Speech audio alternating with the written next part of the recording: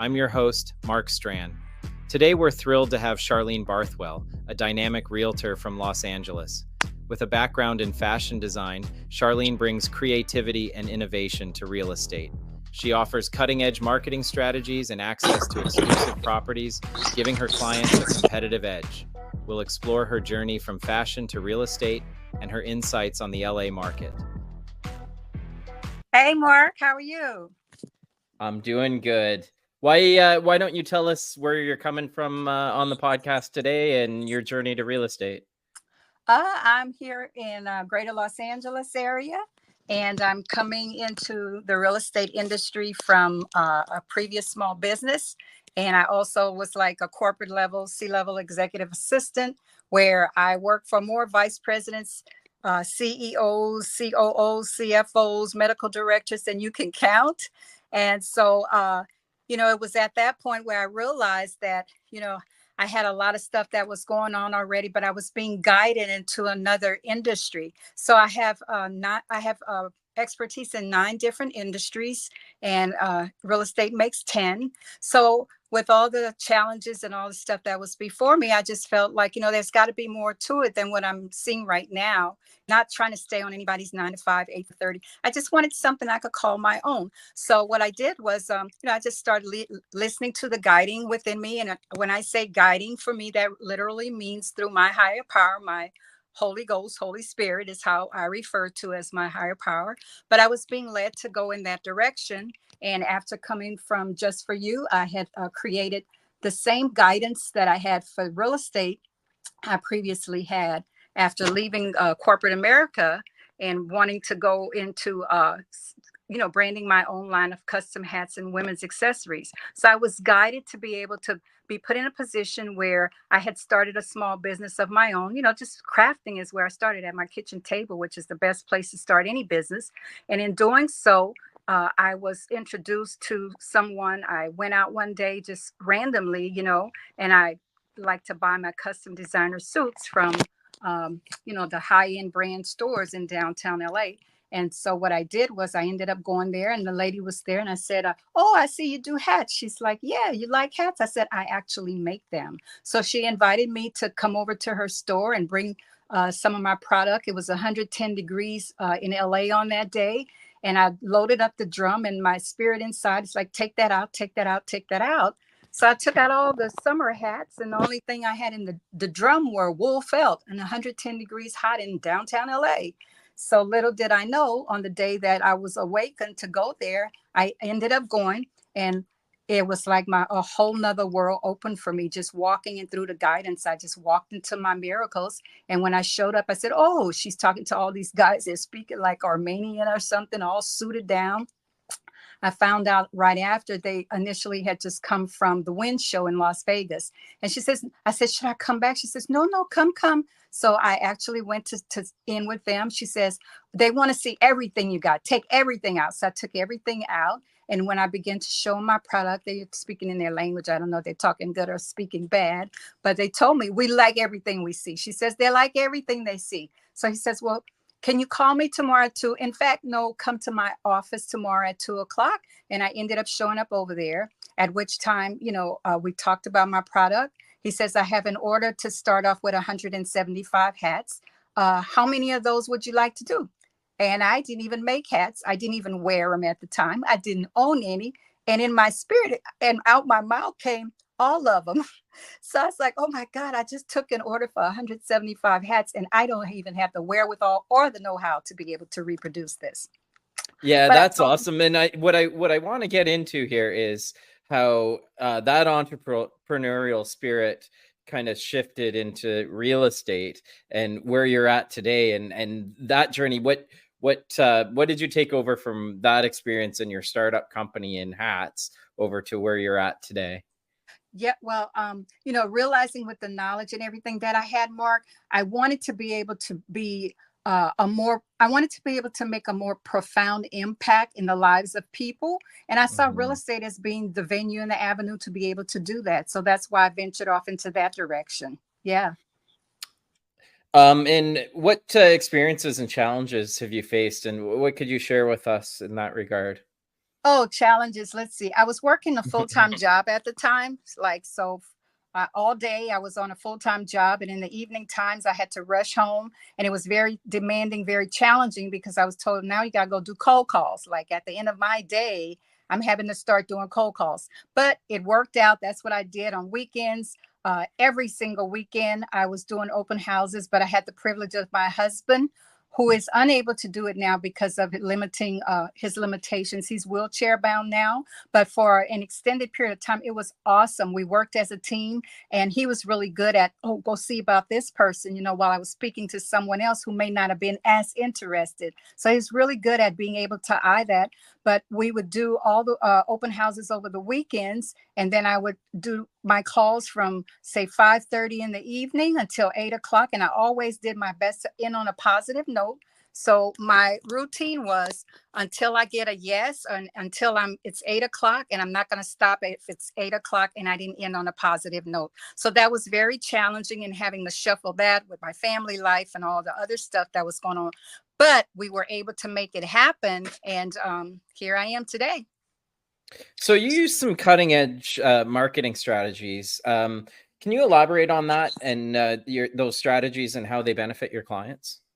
Specifically, what I'm referring to in that my favorite strategy is the fact that, I have an advertising arsenal, is what I call it. And in my advertising arsenal, what that means is I created what's called a target marketing approach. Okay. So with a target marketing approach, it used to be you could just take a sign, put it in the yard, and it would draw attention to the passer buyers, going on the way to grandma's house on Sunday. Well, gone are the days of that ancient old way of doing things, and the ancient old way of approach. You just get some listing from your broker and you hope that it'll sell, from sitting on the MLS. So what I've done is I've perfected the approach to target marketing, where I invest my own money and I'll expose my client's property to the most opportune buyers. And that'll be based on their current interests, their hobbies, their family size, their age. It could be even down to their net worth and down to their credit scores. So in today's market, we know that the whole world in marketing is about matching your product and all of that. And you want to match it to the prospects that are most likely to be interested in what you have to offer. So what I've done was use the target marketing approach. Like some people might be interested in, say, like there's a cellar in the house. So I know to go after people who may be wine connoisseurs, or something to that effect. Some people, if it's got a fenced yard, then I'm going to target the people that have, say, a pet in the home, So in other words, by doing that, people are more likely to pay a premium price for a home because it has the exact criteria of what they're looking for with all the added perks. So that's the reason I use that as a part of a cutting edge strategy. And that's only one of them. You specialize in unlisted and pre-market properties, including foreclosures, divorce, probate properties. Can you talk to us a little bit about that, where you found some opportunities in those areas, and how for your clients, you're not just waiting for listings to hit the market, you're finding what they're looking for and actually going out and finding it, whether it's listed or not? Right. So what I offer is it's like something that, in other words, I don't want to be like every other agent, and I don't want to sit around and just search for homes on the MLS. So what I do is I use my proprietary marketing materials so I can go out now and I can find and create opportunities and inventory for my clients. So that's what that whole strategy is about. And once again, I'll invest up to $2,000 of my own money in the neighborhoods, in the areas that they're interested in, perhaps in the school districts that they're interested in, and whatever other criteria they have. And depending on what amenities they're looking for, what have you, then I will go out and invest my own money, and I will look and search. And then when I find, say, a handful, even if it's just a handful of nice homes where the sellers are actually interested in selling, but they haven't yet listed it on the market, that's a great opportunity. And that way there's no competition. It's a one-to-one, there's no competition there. And at the same time, then my buyers would be able to purchase that home and get it, it'll be a better deal anyway, because it's not listed on the open market. Yeah. And then in turn, what I'll do is I'll help the seller who I can now rinse and repeat and turn that same process over. And now I can go find my seller a home as well. Much like myself, you one of your taglines is that you're a real estate professional for life, and I presume what that means is once someone's a client of yours, you're their trusted advisor for various things, whether it could be they need lawn service or something like that, like they need a plumber or electrician. You're hoping they call you even post transaction because you want to be involved. Much like myself, you enjoy being involved in people's lives and helping them. Can you tell us about that a little bit? Absolutely. I think the most important thing is, just like with every other agent, you have to be able to stay in touch with people. I always want to provide valuable content. I want to offer referrals, host events, show appreciation. Sometimes people are just grateful for the little things that we do. We always want to be responsive. I'm not one to sit on my laurels and wait for somebody to do something. So being proactive is a big part of what I do. And I like to, be out in the community, building the community. I also like to perhaps conduct client surveys so that way I can gather feedback and information and see what can I do better? How can I make this better for you and the people that you care about? And then I like to celebrate milestones with people. So to sum all that up, we have to always, in my opinion, we always have to remember that long-term relationship is about providing value. We have to provide care and support beyond the transaction. That's so good. So well said. And how do these little things set you apart? Well, I guess in the end, they're really not so little, but sometimes they feel like little gestures from us, but it means a lot to our clients. How do you feel some of these things set you apart? What sets you apart in your local Los Angeles market? Yeah, Mark, I think what sets me aside from everything I've already stated, meaning I've got my own approaches, I've got my own way of going out and finding things that people want. It's like I look for a pain, I look for a need, and I try to fill it.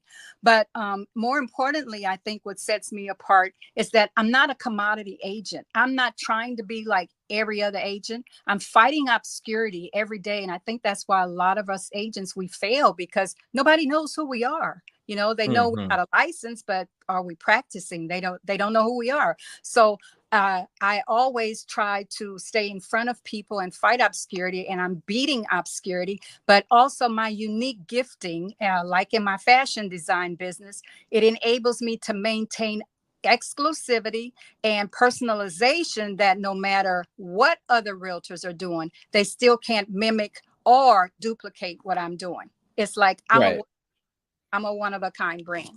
And just as I portrayed myself like that in the other business, that's what I wanted to carry over into real estate. I don't want to be the typical agent doing the same thing, saying the same script, saying the same. I want to be different. Now, the question we always get is realtors, and your market's way far away from where I am located in Kingston, Ontario. I can tell you a little bit about our market if you like, but the typical question, what's the market like? What's the Los Angeles market like today? Wow, let's see. So you know how LA real estate is always buzzing, right?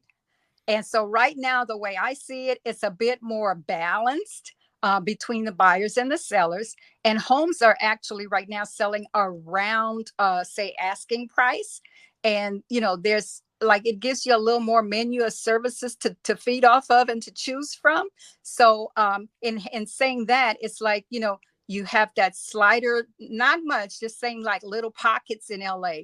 And so the interest rates, we know those things are still high. But even though the interest rates are still high and it's causing it to slow a little bit, some of the areas are still hot, like downtown LA where I live. The prices are up, but the homes are selling fast because this is live. And so overall, a good time to buy and to sell. I'm here. And I'm here to help the buyers and help the sellers to navigate through all that, despite of what it looks like.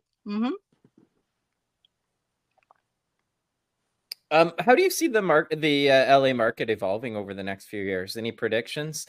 Sometimes it's a little risky to make predictions, but sometimes we just might. Other times, I don't know. Maybe you'll shy away from this question. Geez, let's see, where can we start? Well, I'm just thinking, let's say, That's a tough one. But let's say the real estate market is just like if I think of it in a simplistic fashion, I would think of it in terms of seasons. Okay. So in the next few years, the way I see things evolving, perhaps it'll be a bit more balanced, not too hot, not too cold, but just right. Like the temperature is going to be just right. And people, either way, I think even though the interest rates might go down, and they might go down just a little bit, but that's okay, because it's like doing a dance, the longer you stay in, the better off it'll be. But people are still going to keep buying and selling houses. And so I'm thinking maybe they might be a little bit more careful when they're buying and selling, but they'll still always have a need to get homes. And then with technology and all of that changing the game, it makes it easier and faster to get everything done, as well. And of course, some of the areas, they still appear to be like super popular. Like I said, right here in LA, it's like being the cool kid on the block. It doesn't matter if a person wants to buy a house and it's got their name on it and they can see themselves in it, whether the market is fluctuating or not, they're going to still be motivated and determined to buy it. So, specific question to LA. It seems like a super neat city. What do you like or maybe even dislike about being in LA? I love LA. Okay. I really do love LA. LA is what they call the city of angels, and it truly is. And where I live, DTLA, downtown LA, I can live, work, and play. So that is a definite plus for me.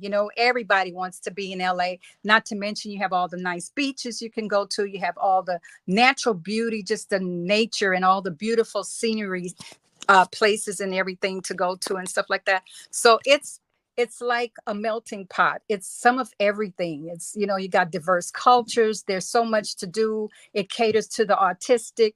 It's just so much creativity. It's so many things that a person can do and just allow you to express yourself and put yourself out there. And,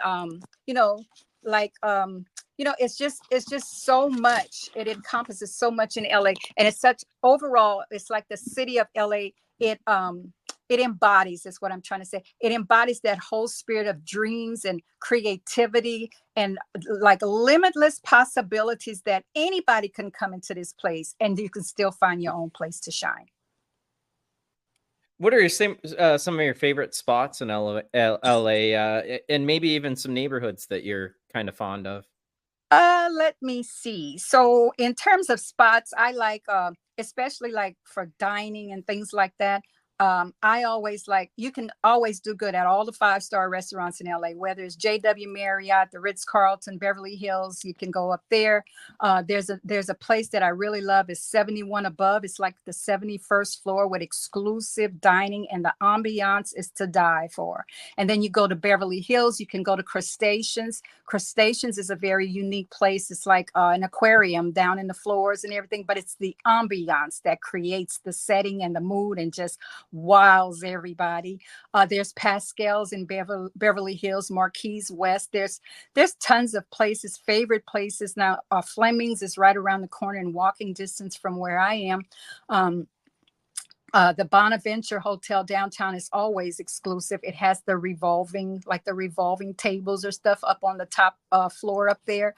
So there's tons of really nice restaurants, high-end 5-star restaurants. But then when you think in terms of mom and pops, like we always talk about the taco places in all the different cities on our ABN group. Yeah. Well, my key spot is in East LA. It's a little place called Allen B's. It's a little hole in the wall burrito stand with the best burritos in town.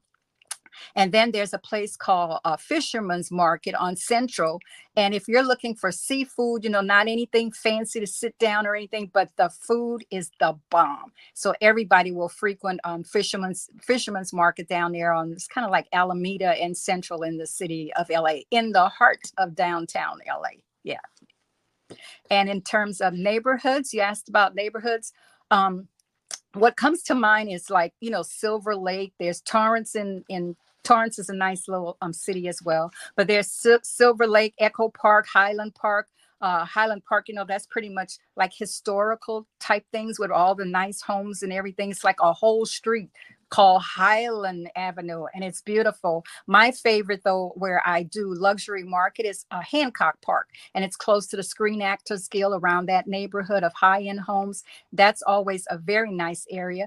And then again, bringing back to like hidden gems in neighborhoods. I mean, I walk outside, literally, I could walk across the street and I end up at the Staples Center. Well, formerly Staples Center is now cryptocurrency. And we all know that's the home that Kobe built. So for sports fans that are into sports, walking distance to the cryptocurrency, or you can go to Inglewood, which is about a half hour, 20-30 minute drive from here. You go to the Rams Stadium, which is awesome, exclusive, looks like this great big horseshoe or something. It's fabulous.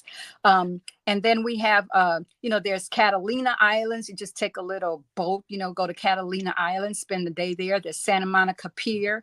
There's, Redondo Beach. And then we have Dock Wilder Beach. So there's all tons of beaches. I like Dock Wilder Beach, Santa Monica Beach, Venice Beach, where all the muscle people used to hang out. So and the Hollywood sign is big. So everybody who comes to LA always want to go check out the Hollywood sign, take this little drive up this scenic route. And it's pretty nice and cozy up there as well. Yeah, you're talking about Kobe. I literally have a Mamba mentality bracelet over on my coffee table over here. Yeah, that's awesome. Yeah, that was so tragic when he passed away. It was so sad, Mark. I was literally doing an open house on a brand new listing at a condo at the residence where I live, and I walked out to greet guests to come in. And somebody said, Kobe just died, and I was floored. I was literally floored. So that was very tragic and sad. Yeah. But we know they're in better places today, and hopefully someday we'll make it in and see them too, for eternity. Yeah, he just had that Mamba mentality, but like he was forever a winner. That's right. And it was always the next. It was only as good as his next game, right? Like, right.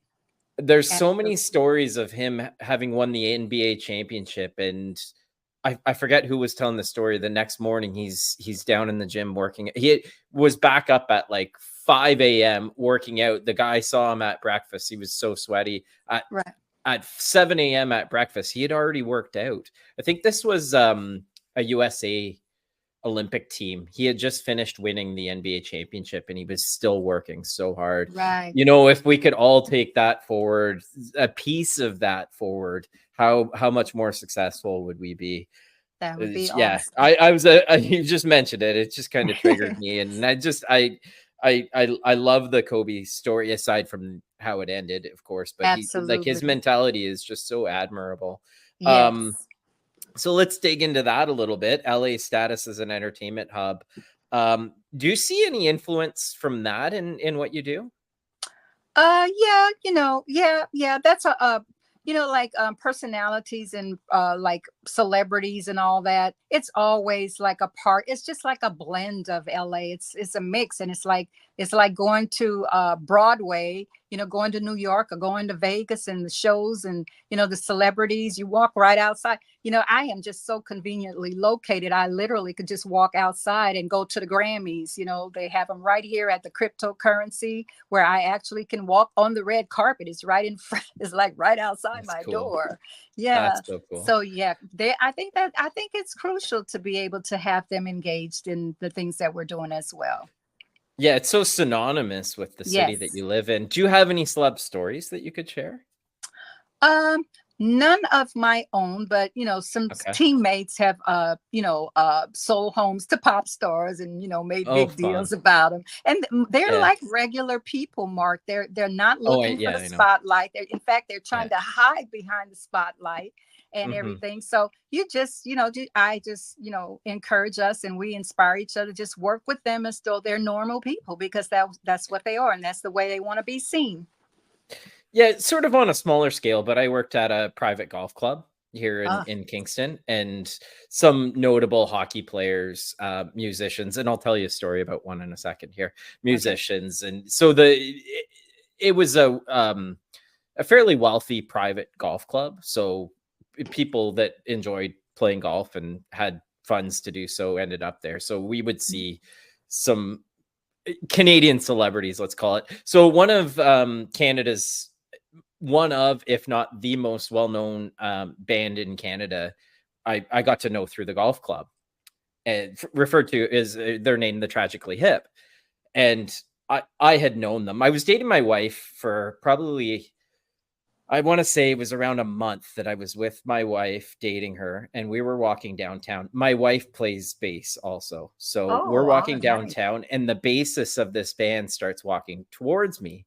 And I look up and I see him, and I just said to my wife, her name's Lindsay, I said, "Watch this." She's like, "What are you talking about?" This guy's name's Gord is walking towards me. And I just watch this. I don't say anything. And Gord walks up to us and goes, "Happy summer, Mark." And my wife was just like, "Oh my goodness." She's like, "What?" I was like, "I told you, just watch this." That's So awesome. that was kind of fun. Awesome. Yeah. I Awesome. have a couple other stories, some that I can and some that I can and some that I can't share, having worked there. A lot of fun over the years, though. Nice. One of those famous NBA players. I can't even think of his name now. We're sitting at Joe's Crab Shack, which is one of my favorite in let's see, Redondo Beach, and we're we're just ordering, and we're having a good time, and all of a sudden my daughter jumps up, and she's kind of a little kid, right? She jumps and she's all ecstatic. And it was Lamar Odom. That's who it was. Oh, cool. Yeah. Yeah. And so she's like, "Oh, can I get your autograph? Can I get your autograph?" Yeah. And, I'm thinking, okay, like big deal. But let me tell you, she has that napkin with his signature's autograph on there till today. So that was like the highlight of her dinner being out, right? Yeah. So the thing that I wonder, was Gord doing this to impress her all along, or was he not even thinking when he did it that it would actually have an impact? My guess is he was just saying hi. Yeah. But he made me look like a stud that day. It was so you great. Did. I mean, yeah, you are the man. I bet your I wife was the impressed. man. Yeah. Yeah. Your chest So was 10 feet high. someone looking to move to the LA area, what advice would you give them, particularly in terms of finding the right neighborhood?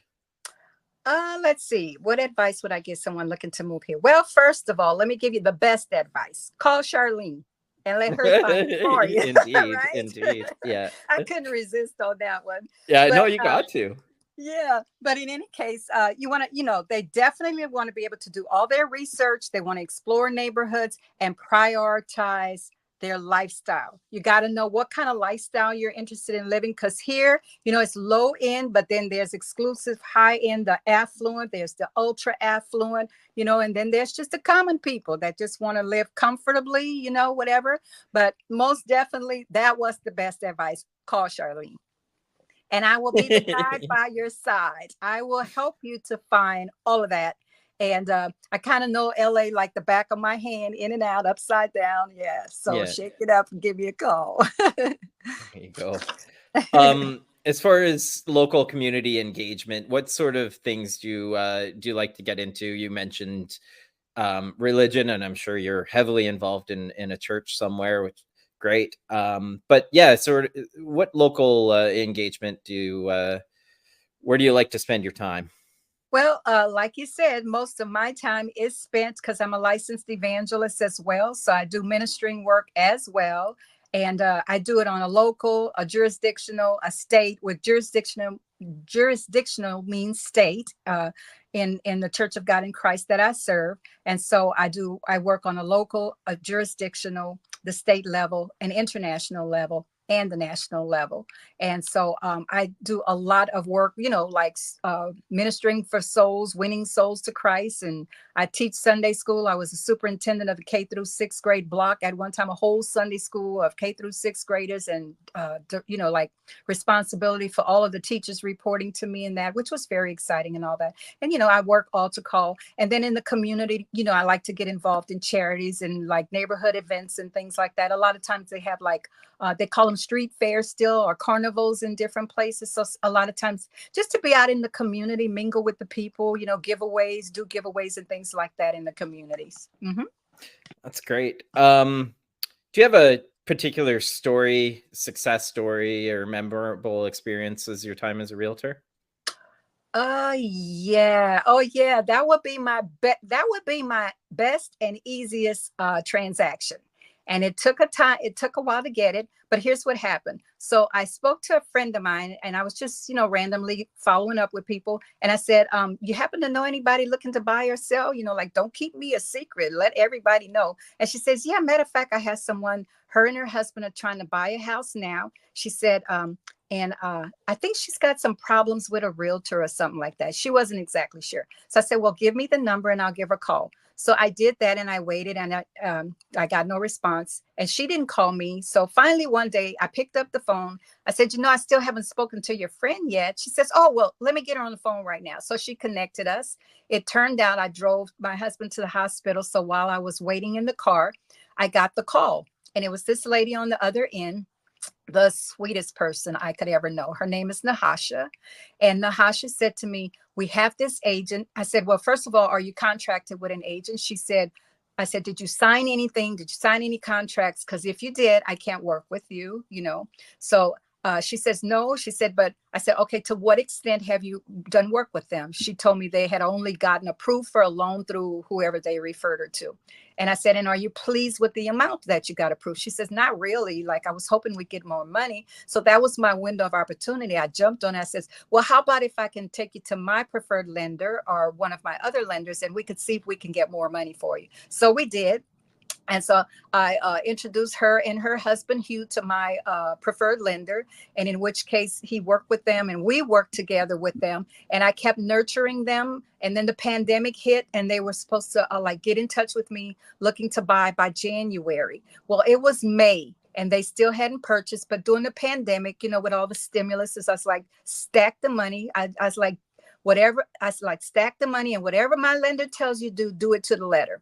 Well, she did just that. They did just that. And so one day I was like, okay, I got to get these people off the fence and people moving. So I called the lender. I said, "Are they ready yet?" He said, "Let me call you right back." He called me back. "Charlene, they're ready." He told me the range that they were qualified in. I said, "Good. I'm going to take them tomorrow." It was Thursday. No, yeah, it was Thursday. I said, "This weekend on Saturday, I'm going to take them to take a look at houses." And I'm like, "Oh my God, I have to go all the way to Victorville. That's like 2 hours away drive." And it's like, I'm thinking I'm going to have to commute back and forth and back till they find a house that they're really going to like. Lo and behold, I stayed up on Friday night, and I was like, "Okay, Lord, I need you." I'm calling on him literally. "I need you to help me find something, but that'll appease to children." Okay. And in my mind registered a Jack and Jill room. And I sat at the computer, and lo and behold, I stumbled across the house that actually had a Jack and Jill. And I know my sister had their dream home they built in Virginia, and they have Jack and Jill. And it's just so great for kids. So Saturday morning, I gave him a call. I gave him an address to meet me at. It was a beautiful golf course, sunken, nice, whatever. It was, still furnished, but she kept trying to see herself in it. I showed him that one. And then we went on to house number 2, which had a gated swimming pool area because they got kids. But it had a large playhouse and smaller playhouse, which was really nice. And at the first house in my spirit, I heard, "Run the video, take a video." So they're actually posted on my Facebook page till today. But the second house, I didn't hear "run the video." So I didn't turn on the camera. I didn't run it. And then the third house we went to, I was like, "Oh my God, this probably is going to be the least likely house they're going to buy." And lo and behold, she stood in the kitchen when we got there. She stood in the kitchen at the sink, like a really long time at the countertop. And I'm standing there, and I heard the spirit say, roll the camera. So I turned my camera on, and Facebook Live is that's my audience. That's where I like, that's my media. I like Facebook. So I ran the video at Facebook, and lo and behold, we showed her the house. And once she's like, "Oh, the kitchen is really small." I said, "Okay, but let me show you the bathroom." So as I proceeded to find the bathroom so I could show her the Jack and Jill, oh my God, when they saw the Jack and Jill, they were sold. "Charlene, this is what we want." So I'm like taking them out to tour the rest of the house and whatever. I got people weighing in on social media. I was like, "Hey, Gigi, she's like, put their faces on." I put their faces on. We walk outside, and she's like, "Oh, this is a perfect spot for the trampoline," and da-di-da. Her husband's, "Oh yeah, and I could do this with the backyard and that." But long story short, they walk back into the house, and by that time I'm ready to close and wrap up the video. And they threw in last words. I had the camera on them and whatever. And I said, well, we have to go now, because I think I'll show you guys one more thing, because they didn't say they wanted it right then, right? But it was like, I felt like magic. My manager used to say, your best deal and the easiest people to work with is going to be when inside of you is going to feel like magic. And from the time I turned the camera on, it was literally like going to Disney World. It was magical. Something happened inside of me, and I could feel the excitement and the shifting just bubbling up. And they found their magic kingdom. They found the magic kingdom. That's exactly what I was going to say. And so he walks back in, and I said, well, we're going to go take a look at new construction, which was not a good idea, because, once you're qualified for $400,000 and they build a house, by the next year it's built, because materials have expanded, it's going to cost you more. You're going to get bumped out, and they wouldn't be able to afford. So long story short, he walks back in. We're not going to see new construction, Charlene. We want this house. So I said, okay, let's do this. Yeah. The beauty of it was, Mark, to wrap it up, is I didn't meet them in person. I didn't do anything with them except send them nurturing materials by email. I didn't meet them until that Saturday morning. We made one trip to Victorville. That was it. I said, let's go over the contract. We'll sit at pick a restaurant of your choice. We ended up at what do you call that? Chili's. It was Chili's. And while they sat there, I said, order whatever you want. It's on me today. No worries. I said, I'll be right back. I went to the car. I told the listing agent, what's my deadline? Don't move forward with that, because my clients want this house. So he said, we're having open house. I said, how many multiple offers do you have? They had 8 at the time. He said, we're doing open house this weekend. We'll get more. I said, okay, I have my paperwork into you by Monday morning. Monday morning, I sent the paperwork in. This is what happened. He accepted, out of all the offers, he said, we want to accept only your offer, give you first opportunity at the property, which they did. So they accepted our offer. They countered our offer. And then we accepted the terms and went straight into escrow, and the rest is history. I saved my clients. It came in, thank God, the appraisal came in way under what they even asked for it, and we overbid. So I overbidded on it, and I saved them in the end. I saved them $54,000. They wanted a 3-bedroom. They got a 4-bedroom. They wanted a 1-bed. I got them a 2-bed. So I got a more bang for their buck, plus saved them $54,000. That was the best transaction I've ever done. So the appraisal was $54,000 less than what they than what they bidded. Yes. Okay. That's awesome. Yeah. And the guy tried to say, well, it's worth more. I said, okay, show me your empirical data. Let me see the empirical data. What makes it worth more than whatever. And the appraiser's like, no, it's going to stay right where it is. And this is the price. And it was like their name and my name were all on that deal. It was sealed. Yep. So if someone's looking at moving to LA, or someone's buying or selling in LA and they want that same kind of service, how do they reach you? Is there social media that they can reach you on? Email, phone number? Yeah, the easiest way, obviously, is to reach me at 323-388-6231. Again, that's 323-388-6231.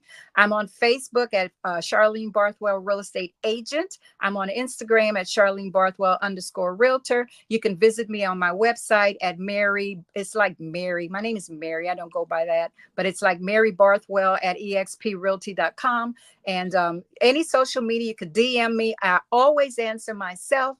And I look forward to working with you. And I'll also put those all those contact information in the notes down below with this podcast. And I want to thank Charlene Barthwell for being on my podcast today. Thank you. And I want to say thank you to an incredible host as Mark. I really appreciate you. I know we sit together every single morning at 5 a.m. to 8, 5 o'clock California time. But that I get to sleep in a little bit. There you go. That is a tremendous opportunity. And I'm so glad that I have finally arrived at the right room with Sekou Pyle, our coach, along with all you brilliant masterminds like yourself, Mark. And again, I just want to say you're doing an exceptional job in helping us to get our word out and share our stories and our journeys. And I appreciate you. Thank you. Yeah, you're very welcome, Charlene. Thanks for coming on. Thank you. Absolutely. Thank you so much. Today's episode of Keys to Conversions. I hope you took something valuable or entertaining away from this conversation. Remember, success in real estate, just like in life, is all about mindset and continuous growth. If you're a realtor and you or one of your team members have a great journey to share, I'd love to hear from you. Don't forget to subscribe to the podcast, leave a review, and share it with your fellow agents. If you have any questions or topics you'd like us to cover in future episodes, drop us a line. Until next time, keep striving, keep thriving, and stay curious. This is Mark Strachan signing off. Happy selling, everyone.